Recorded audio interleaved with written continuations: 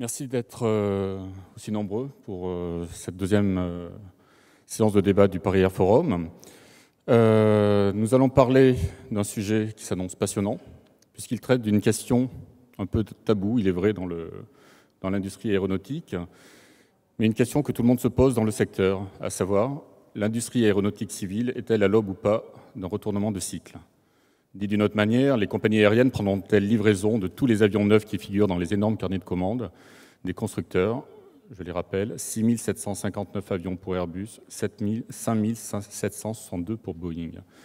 Les inquiétudes qui pèsent sur l'économie de plusieurs pays, notamment les émergents, mais aussi les changements potentiels des comportements d'achat des compagnies aériennes avec la baisse du prix du carburant, et une concurrence peut-être plus importante d'ici 4 à 5 ans des avions de seconde main, risque-t-il d'impacter la demande d'avions neufs au moment où les constructeurs montent en cadence pour livrer près de 2000 avions neufs par an à l'horizon 2020 ?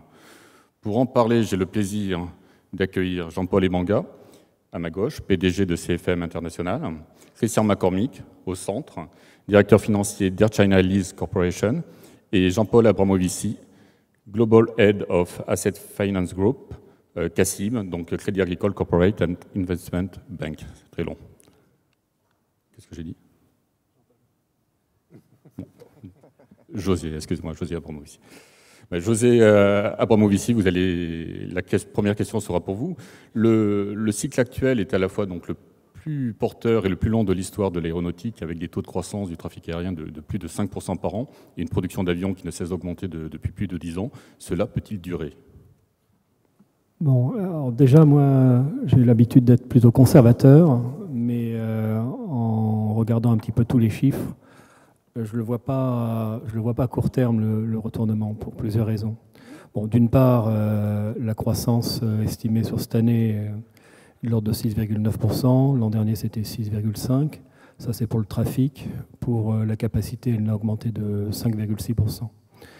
Les compagnies aériennes ont atteint des profits records globalement dans le monde.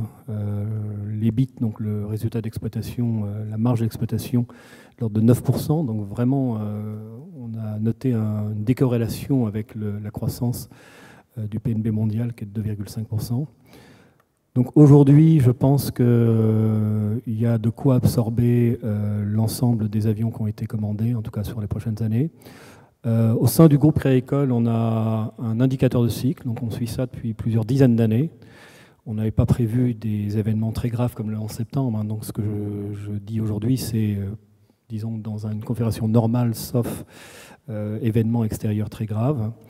Donc aujourd'hui, avec une croissance soutenue de 5% sur les années à venir, avec à peu près 400 avions retirés par an, avec les estimations de production de l'ordre de 1500 à 1600 avions sur les années à venir, et un pétrole à moins de $60, il n'y aurait pas de surcapacité.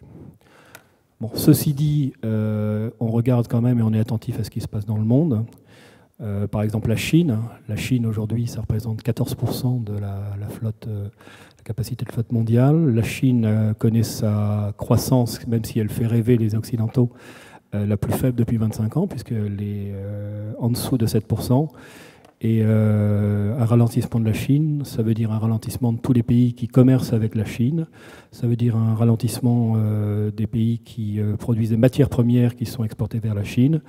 Et donc, c'est un phénomène à surveiller de près. Je dirais même plus largement au-delà de la Chine. Je regarderai l'Asie dans sa globalité. Ça représente à peu près 38-39% des commandes d'avions sur les 20 prochaines années. Et on constate aujourd'hui, sur le sud-est asiatique, une petite surchauffe. Il y a beaucoup de compagnies qui se sont lancées dans des commandes très importantes, 300 avions, 400 avions, voire plus.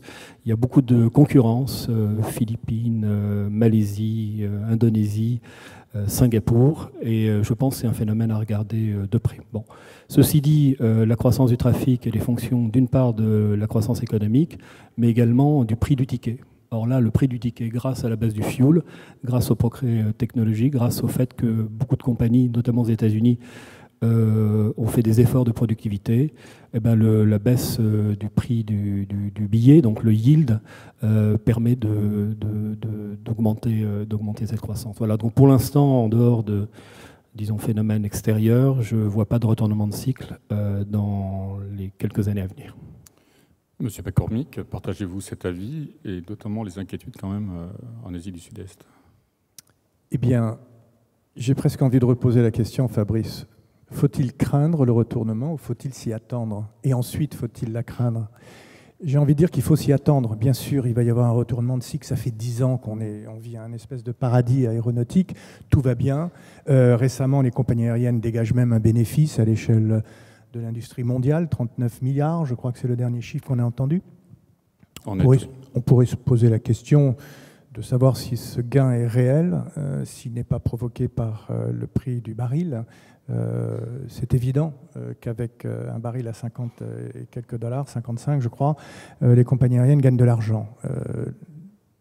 J'estime qu'elles ne gagneront pas à partir de à peu près 63 dollars le baril. Ben, vous voyez ce gain de 39 milliards s'effacer en coûts qui n'ont pas encore été réellement réduits de façon suffisante. Mais les compagnies, les constructeurs ont une expérience de plus de 40 ans maintenant pour construire des avions, près de 50 ans, pour ce qui est de construire pour une industrie qui vit des cycles réguliers. Si on n'a pas eu de crise majeure, c'est sans doute parce que l'industrie est mature. On commence à comprendre que c'est une industrie cyclique, qu'il faut gérer le phénomène du kérosène, qu'il faut gérer les phénomènes de compagnies aériennes dans certaines régions qui vont mal quand une économie d'une région va moins bien. Heureusement, nous sommes dans un monde très mondialisé où ce qui se passe dans une partie du monde peut être compensé par un autre. On a une industrie d'ailleurs où on a un nouveau joueur dont je fais partie aujourd'hui, les compagnies de leasing, qui jouent un petit peu le tampon entre les compagnies aériennes et les constructeurs et qui permettent de mettre une grande partie des avions commandés chez des experts de placement d'avions que ne sont pas les compagnies aériennes. Les compagnies aériennes sont des exploitants d'avions.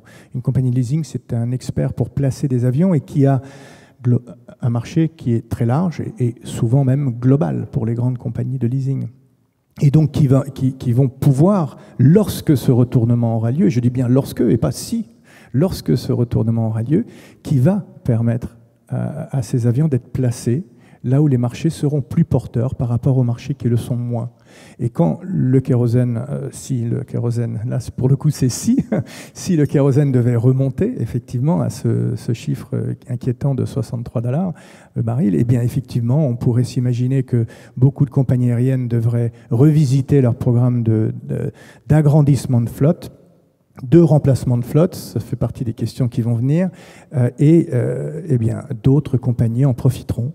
Et les sociétés de leasing seront ravies de finalement pouvoir récupérer encore plus de positions de livraison, car nous sommes tous à la recherche de nouvelles positions de livraison qui ne sont pas disponibles pour les années à venir. Monsieur Ebanga, partagez-vous cet avis alors vous? Alors vous êtes dans le mauvais rôle. Un peu. Non, je partage globalement l'avis de mes deux collègues. Ce que je voudrais quand même souligner, c'est que enfin, le fait de poser la question ou le fait de parler de retournement de cycle, on peut avoir l'impression que c'est quelque chose qui est... voilà, c'est une fatalité. Et je pense que si aujourd'hui on est sur un cycle qui est beaucoup plus long que les cycles que l'on a connus avant, c'est parce que justement ce n'est pas une fatalité. Alors certes, il y a quelques éléments exogènes, hein, on a parlé du prix du baril, sur lequel nous, l'industrie de l'aviation commerciale, on n'a pas grand levier. On a parlé des taux d'intérêt qui sont extrêmement bas. Mais ce qu'il faut voir, c'est aussi tout ce qui a été accompli pendant les 10 dernières années, que ce soit au niveau des compagnies aériennes qui se sont quand même restructurées de façon massive, que ce soit par l'émergence des low-cost carriers qui ont permis justement sur un marché qui est price sensitive d'améliorer la volumétrie de ce marché. Je rappelle que les low-cost carriers au début des années 2000 représentaient environ 6% de la flotte mondiale. Aujourd'hui, ils représentent plus de 25%. Et à cela, il faut rajouter tous les modèles d'hybridation que les compagnies, on va dire les compagnies traditionnelles, ont mis en place pour justement endiguer cette croissance des low cost. Et donc au-delà de ce travail de restructuration des compagnies aériennes, il y a aussi un investissement colossal de l'industrie qui a investi, produit, et aujourd'hui, avec la mise sur le marché d'avions tels que l'Airbus Neo, demain le Boeing Max, et puis au niveau des moteurs, le LEAP, pour n'en citer qu'un, ce sont des dizaines de milliards de dollars qui ont été investis sur le marché pour permettre d'avoir des produits plus performants. Donc le fait que ce cycle-là se soit prolongé, c'est la combinaison à la fois de facteurs exogènes qui sont positifs et aussi d'actions et d'investissements massifs de la part de l'industrie pour faire en sorte que l'on ait un futur intéressant. Et je conclurai sur l'exemple de CFM qui illustre le débat. Là, on est à la veille du salon de Farnborough. Il y a 8 ans, au salon de Farnborough 2008, CFM a annoncé, alors qu'à l'époque on était sur un succès planétaire de notre moteur CFM56, CFM a annoncé qu'il allait lancer une nouvelle famille de produits qui s'appelle le LEAP. Et à l'époque, il n'y avait ni client ni programme d'application. Et donc en gros, les compagnies mères de CFM, Safran et GE, pariaient des milliers de dollars sur l'avenir, alors qu'il n'y avait aucun contrat et aucun client. 3 mois après, septembre 2008, vous savez tout ce qui est arrivé, l'économie mondiale qui s'écroule et qui nous entraîne dans une crise financière qui a duré plusieurs années. Eh bien, pendant toute cette période, on est resté avec le même niveau d'engagement. C'est-à-dire que les compagnies mères de CFM ont continué à investir, ont continué à innover, on a continué à développer ce moteur LEAP. Et aujourd'hui, alors qu'il n'est même pas encore en service, on va le rentrer en service dans quelques semaines, c'est le moteur qui a le plus fort succès commercial jamais réalisé dans toute l'histoire de l'aviation par rapport à un programme lancé à une date donnée et là où on en est juste avant la mise en service. Donc ce qui veut bien dire que, parce que là on a un exemple concret où il y a eu une crise majeure, le fait d'avoir une idée claire sur là où on veut aller, d'avoir des objectifs et de s'y tenir contre vents et marées, on démontre avec l'histoire du LEAP que malgré les retournements de cycle, on peut quand même gérer un destin brillant. Vous parlez de produits de nouvelle génération. Est-ce que, donc plus performants, plus économiques, est-ce que, M. Abramovici, est-ce que, avec le prix actuel du baril, on ne peut pas imaginer des changements de stratégie de flotte des compagnies aériennes? En gros, qu'elles gardent plus longtemps en service leurs avions actuels ou qu'elles changent, qu'elles troquent des avions de nouvelle génération en commande pour des avions actuels. Voilà.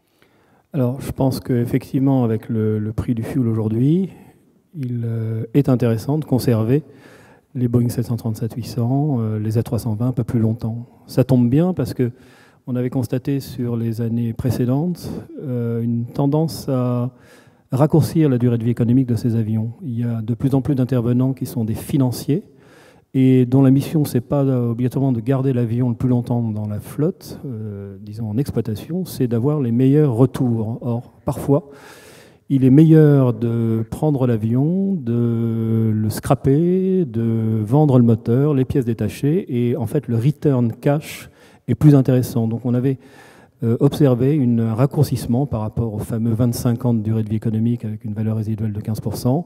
Donc aujourd'hui, si le fuel permet de conserver ces avions un petit peu plus longtemps dans la flotte, ça fera en tout cas des heureux, c'est ceux qui sont dans l'operating lease avec des flottes, disons, plutôt mid-life. Je ne pense pas qu'une compagnie qui ait commandé le Neo va annuler sa commande de Neo pour revenir au CO. Je pense que ça peut éventuellement l'amener à demander un décalage de position de livraison, ce qui, pour le constructeur, de toute façon, ne poserait pas de problème, parce que je pense que le constructeur a de toute façon du mal à servir la demande. Donc aujourd'hui, je pense que pouvoir bénéficier d'un fuel bas, c'est bon pour tout le monde. Les coûts opérationnels ont baissé de 10% globalement. Et de revenir à une durée de vie économique, disons, qui était la durée de vie économique qui était un petit peu traditionnelle de 25 ans, je pense que c'est positif pour tout le monde. Voilà. Mais je ne vois pas de remise en cause de stratégie, parce que quand vous investissez dans un matériel, disons, 40-50 millions, ce n'est pas pour, disons, 2-3 ans. C'est vraiment pour l'exploiter pendant une quinzaine d'années. Voilà. Ce qui, à mon avis, peut changer, c'est le prix de vente de ces avions-là. C'est que le prix de vente, au moment où le Neo a été introduit, c'était basé sur une différence d'économie de cash flow en valeur future entre donc un avion qui consommait plus et un avion qui consommait moins. Aujourd'hui, il s'avère que cette économie, elle est toujours là, mais elle est plus petite, puisque le fuel a fortement diminué.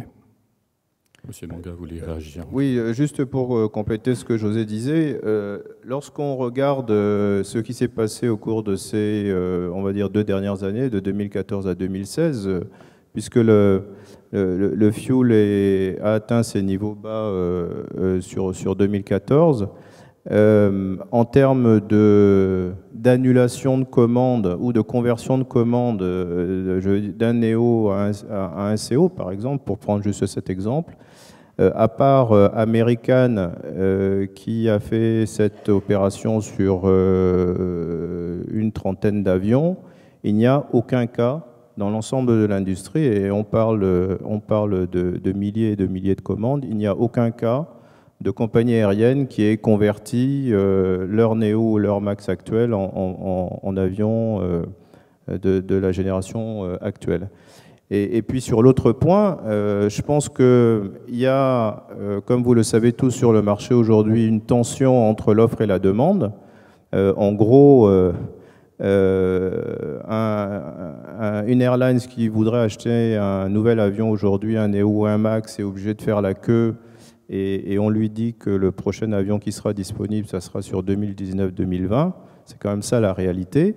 Et donc on n'est pas dans une économie de l'abondance dans le sens où il y aurait trop d'avions de disponibles. On est plutôt dans une économie de la pénurie. Et puis lorsque l'on compare ça aux perspectives à 20 ans, on a quand même un consensus de l'industrie pour dire que la flotte va doubler dans les 20 ans à venir.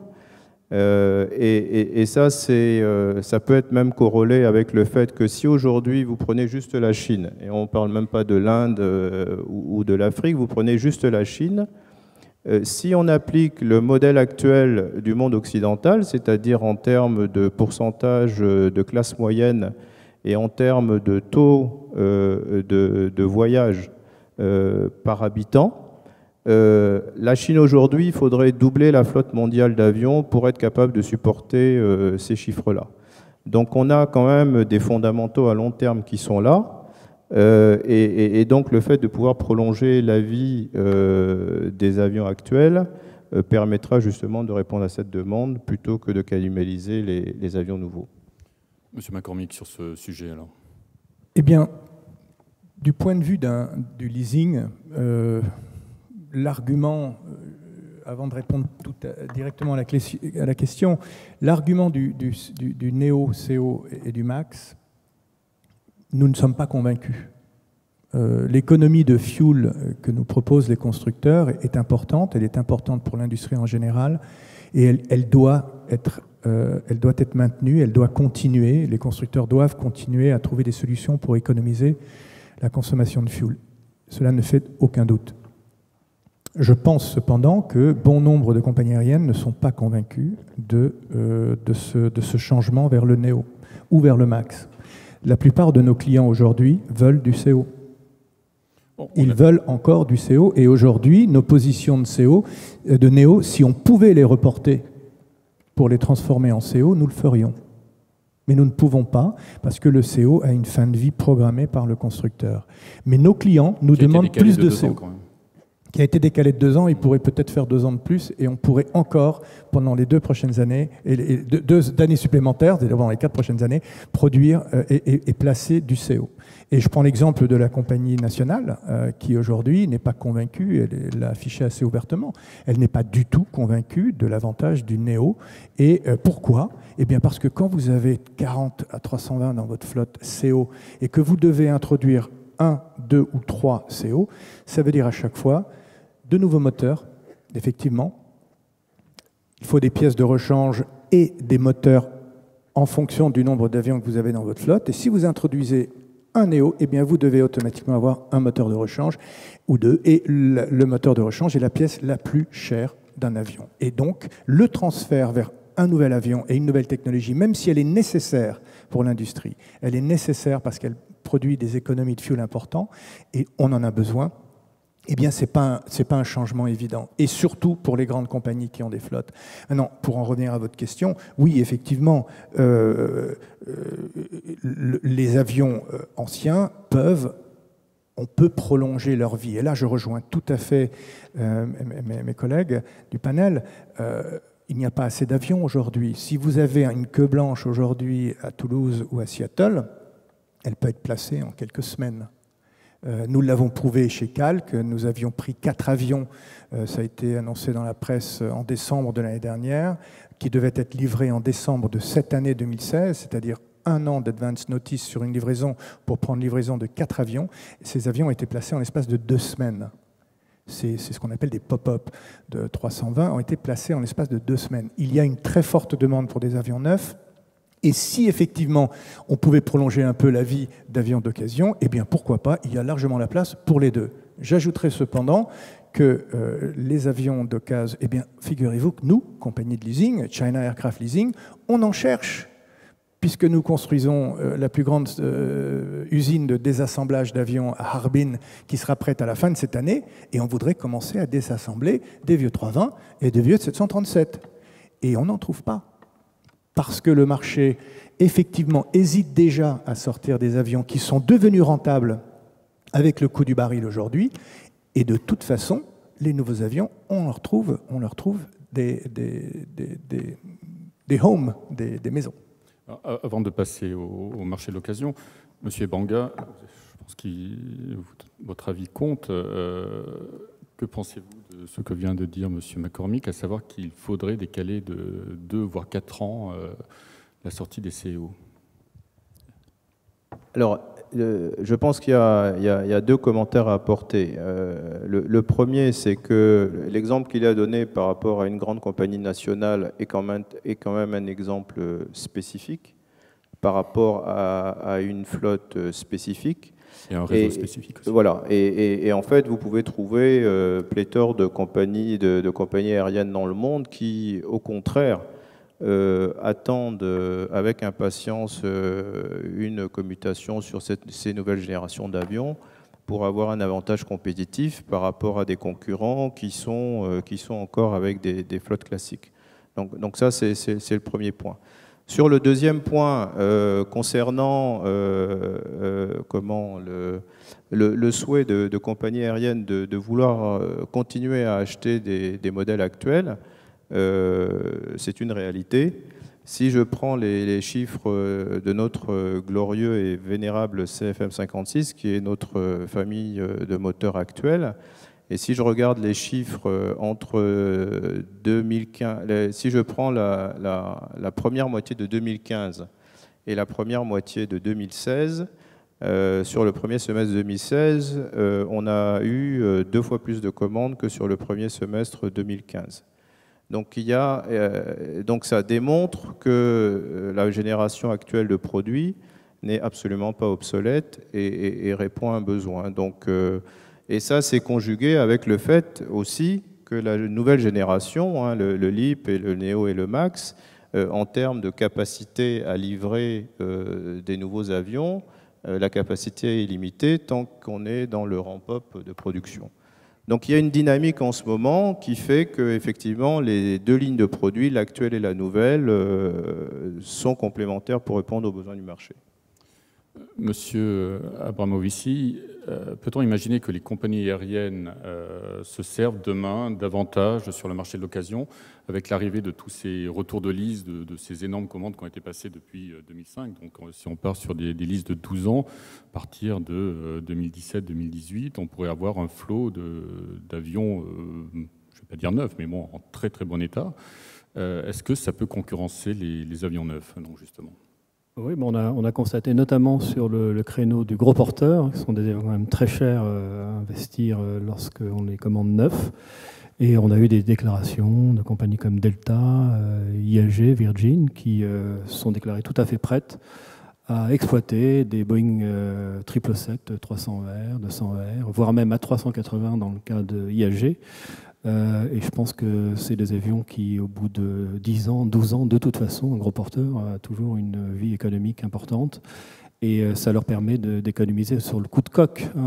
Aujourd'hui, un A380, lorsqu'ils ont été introduits en service et financés sous forme d'operating lease, c'était à peu près 2 millions de loyers. Aujourd'hui, on en voit en retour de location proposé un petit peu au-dessus de 1 million. Donc ça permet quand même de faire des bonnes économies. Donc oui, aujourd'hui, je pense qu'il y a des compagnies qui ont la capacité de maintenir un avion d'occasion et le passager, honnêtement, ne verrait pas beaucoup de différence. Il y a des avions modernes qui ont 10 ans et qui ont encore une durée de vie économique de 15 ans. Donc je pense, surtout sur le gros porteur, je pense. Justement, sur ce segment, il va y avoir très prochainement l'arrivée des 777-300ER d'Emirates, avec une configuration quand même assez haut de gamme. Est-ce que justement, avec ce coût de reconfiguration, on pourrait imaginer une baisse de prix sur ces avions? Je pense que certaines compagnies de leasing qui ont beaucoup d'avions, par exemple chez Emirates, qui vont se voir retourner ces avions, devront peut-être considérer que le retour sur investissement est un petit peu inférieur à ce qu'elles avaient espéré au moment où elles ont acheté et placé cet avion. C'est un avion qui est adoré par les compagnies aériennes, mais lorsqu'il est retourné, il est retourné, et effectivement, c'est assez coûteux de le remettre en configuration. Je pense de toute façon, les compagnies de leasing, quand elles sont rentrées il y a 10 ans, 15 ans dans le marché, visaient des retours double digit. Maintenant, je pense qu'une compagnie de leasing qui peut avoir high single digit, elle est assez contente. Monsieur Emanga, vous voulez réagir? Oui, je voulais juste réagir pour que en fait, les personnes qui nous écoutent n'en concluent pas que le fait que des avions en retour de lease qui reviennent sur le marché, José disait qu'effectivement, il y a des opportunités réelles pour les replacer. Mais je pense qu'il faut faire la différence entre des opportunités réelles pour replacer tous ces avions et le facteur de distorsion du placement de ces avions sur la dynamique globale du marché. Et en gros, pour dire les choses de façon plus simple, ce sont des phénomènes que l'on a déjà connus, des retours de lease importants. Lorsqu'on est sur un marché en croissance, ça permet juste de porter cette croissance et ça ne perturbe en rien la dynamique de livraison des avions neufs. Monsieur McCormick, justement, qu'en pense le loueur? Je pense qu'il faut différencier les gros porteurs et les monocouloirs. Il est clair que la reprise, et c'est historique d'ailleurs, la reprise d'un gros porteur et son replacement dans une autre flotte est beaucoup plus coûteuse, tout simplement parce que les coûts de reconfiguration d'un gros porteur sont beaucoup plus élevés. Et du coup, le marché de l'occasion du gros porteur, et on se pose beaucoup de questions, bien sûr, sur l'avenir des 380 d'occasion et des 777, comme vous les avez évoqués, et comme l'a évoqué José, c'est un vrai souci. Je pense qu'il est légitime de penser qu'il va y avoir une petite crise pour ce qui est de ces avions gros porteurs d'occasion. Cela n'est absolument pas le cas dans le narrow body. Il n'y a pas assez de narrow body aujourd'hui, il y a une forte demande et il y a une telle quantité de narrow-body dans le monde que même si on pouvait récupérer des avions d'occasion qu'on ne pourrait pas replacer, eh bien, il suffirait de les transformer en pièces de rechange et on pourrait probablement en tirer plus que de les revendre ou de les relouer. Et d'ailleurs, c'est l'objectif de Calque, de jouer dans ce terrain-là. Il faut quand même rappeler les chiffres de IATA, 1900 avions livrables cette année. Environ la moitié, selon IATA, viendront remplacer des avions vieux qui vont être retirés. Alors je pense que la moitié, c'est un peu ambitieux, mais il y a probablement bien 700 à 900 avions qui vont être remplacés cette année par les 1900 avions qui arrivent. Et cela, quelles que soient les considérations de fuel. Les considérations de fuel vont affecter peut-être 200 avions, une centaine, 200 avions. Il y a quand même une énorme quantité d'avions livrables neufs cette année qui viennent remplacer des avions qui doivent être retirés de la flotte, qui, rappelons-le, fera à la fin de cette année 28 000 et quelques avions. Et bien entendu, 28 000 avions, on fait la durée de vie de ces avions, il y a automatiquement des avions qui doivent sortir de la flotte. Et ces avions neufs viendront les remplacer, et les quelques avions d'occasion qu'on pourra garder pour des raisons d'économie de fuel, eh bien, ne viendront pas perturber les programmes de livraison des constructeurs. Justement, M. Ebanga, la hausse des cadences de production prévues par les constructeurs d'ici à 2020 correspond-elle au marché, aux besoins du marché à cette époque-là? Déjà, je pense que les augmentations de cadence actuelles, dont on parle depuis un an en particulier, sont là pour répondre à une demande qui n'est pas satisfaite. Je veux dire, on est dans un marché totalement capitaliste et on a des clients qui font la queue et qui doivent attendre des années pour avoir des avions. Et donc on se croirait dans un film, dans un régime communiste de l'époque. Donc il y a une vraie question qui se pose. Et donc il y a une réponse légitime de la part des constructeurs de mettre en place des capacités supplémentaires pour répondre à une demande de nos clients. Donc ça, c'est un premier point. Ensuite, comme le disait José un petit peu avant, nous sommes aujourd'hui dans une industrie qui est majeure. Les constructeurs ont appris au cours de ces dernières décennies à gérer la situation au plus près. Les compagnies aériennes, au cours de la décennie passée, ont appris à se discipliner en termes de capacité. Et donc, je pense qu'entre cette discipline de la part des airlines en termes de capacité et cette discipline de la part des constructeurs en termes de gestion à court moyen terme des capacités et des programmes de livraison, va permettre de gérer la situation à l'horizon 2020 de la meilleure façon possible. Monsieur Abramovici, justement, vous ne craignez pas un effet ciseau, qu'en 2020, on soit une production très élevée au moment où le marché pourrait se retourner? Alors, bon, aujourd'hui, on a à peu près chaque année 8% de la flotte qui est livrée. C'est plutôt un chiffre historiquement élevé, mais je pense que c'est encore un chiffre tenable. La raison pour laquelle les constructeurs prennent des contrats, c'est parce que dans un duopole, si je ne peux pas donner des positions de livraison à un client, il va directement de l'autre côté de l'océan. Donc c'est un phénomène qui est mécanique. Je pense que sur les années à venir, lorsqu'il y aura l'introduction d'autres acteurs, les Chinois, les Russes, on oublie aussi le C-Series, les Japonais, peut-être que cet antagonisme sera un petit peu plus soft. Bon, ceci dit, moi ce que je pense, c'est qu'il y a heureusement un marché du leasing. Si jamais les taux d'intérêt augmentent, le fuel augmente, la croissance diminue, il y a des acteurs qui pourront se substituer aux compagnies aériennes et il n'y a jamais toutes les poches dans le monde qui sont en récession en même temps. Le 11 septembre, c'était un petit peu exceptionnel. Il y a des crises. En ce moment, il y a des problèmes, je sais pas, sur le Brésil, des problèmes en Russie, des problèmes dans le sud-est asiatique, mais il y a d'autres segments comme les États-Unis qui marchent très très bien. L'avantage du leasing est qu'il y a encore un potentiel de croissance, puisqu'aujourd'hui il est aux alentours de 42%.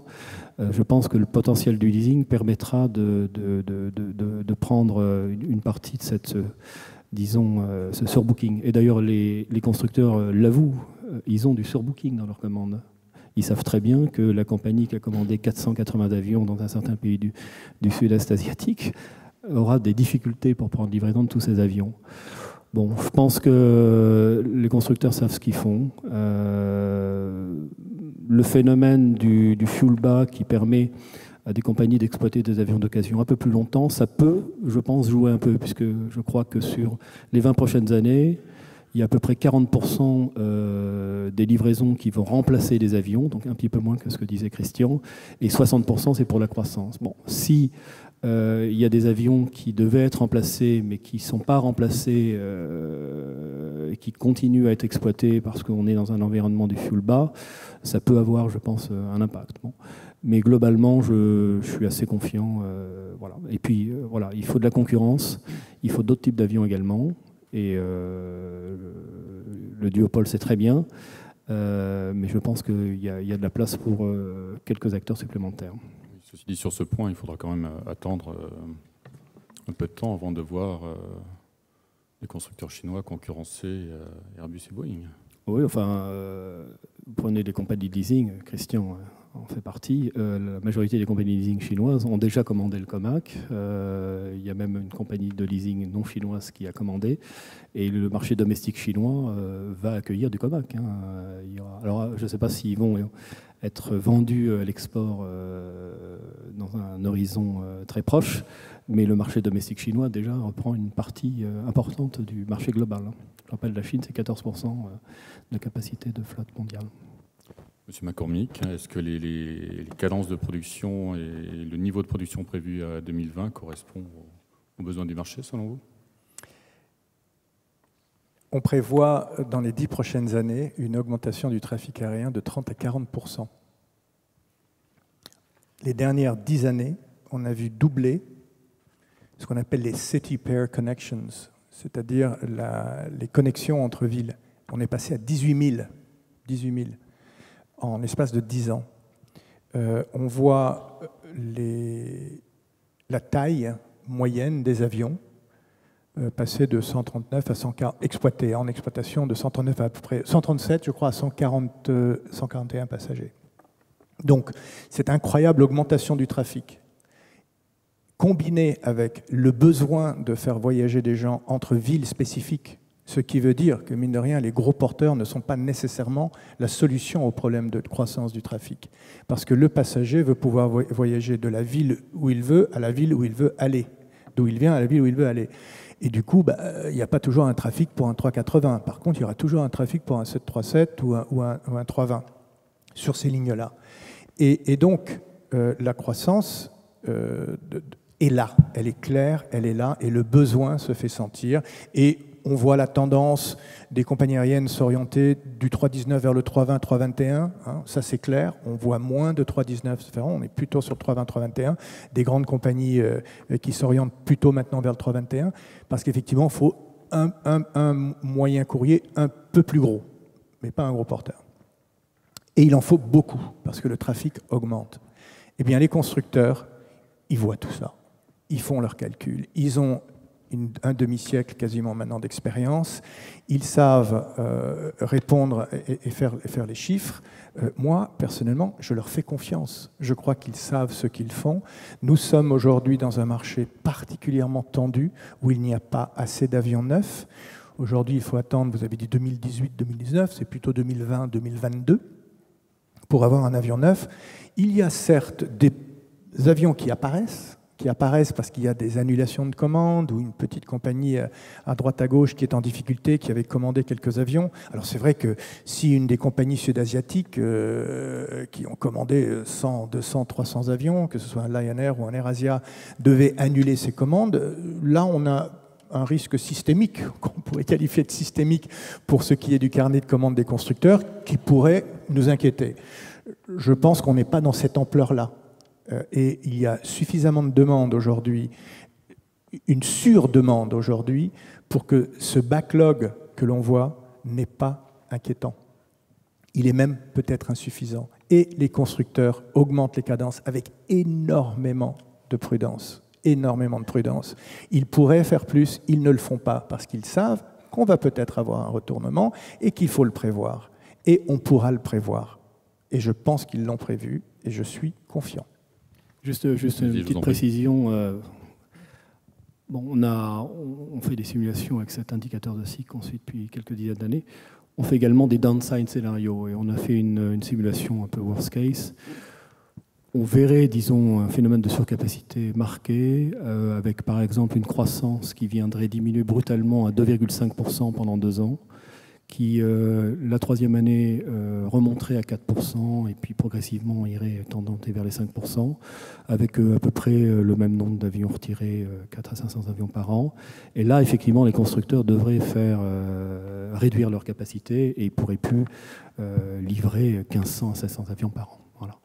Mais il faudrait que la croissance du trafic descende à 2,5, donc ça sera une crise très grave, puisqu'aujourd'hui elle est à 6,9. Voilà. Mais ça, on prévoit, je veux dire, dans nos modèles. On est une banque, notre actionnaire nous demande de faire des stress scénarios, on a fait un stress scénario. Et n'oublions pas qu'il faudrait qu'elle soit mondiale, cette réduction. Alors que, encore une fois, on a des zones, des régions qui peuvent croître, des régions qui peuvent diminuer. L'Amérique latine aujourd'hui, qui était extrêmement porteur il y a quelques années, l'est moins aujourd'hui. D'autres secteurs le sont plus. Les États-Unis reviennent en charge, incroyable, une flotte magnifique à renouveler, des compagnies qui dégagent un bénéfice important. La plus grande part des bénéfices des compagnies aériennes aujourd'hui sont les compagnies américaines. La moitié, oui. Et je voudrais rebondir sur tout ça pour passer un message.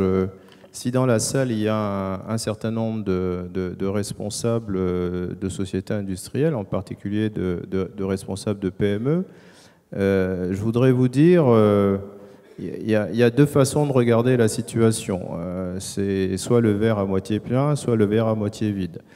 Sur le fait qu'il y aura un jour un down cycle, c'est comme dire qu'après l'été, il y aura un hiver. Avec ça, on n'aura pas le prix Nobel. Et donc, plutôt que de se dire il va y avoir un hiver et je commence à me calfeutrer et j'essaye de me replier pour éventuellement plus tard ne pas avoir froid, prenez exemple sur la façon dont on conduit les affaires à CFM. C'est comme ça qu'on a commencé dans les années 70. C'est comme ça qu'on est devenu le premier leader mondial dans les moteurs d'avion. C'est le pari tel que je vous le décrivais qu'on a refait sur le LEAP, en regardant toujours le futur comme source d'opportunités. Et puis, ma foi, oui, il y aura des cycles comme il y a des étés et des hivers, mais si on prend les bonnes décisions et si on reste constant dans nos engagements, à la fin du fin, c'est le succès qui nous attend. Merci, messieurs.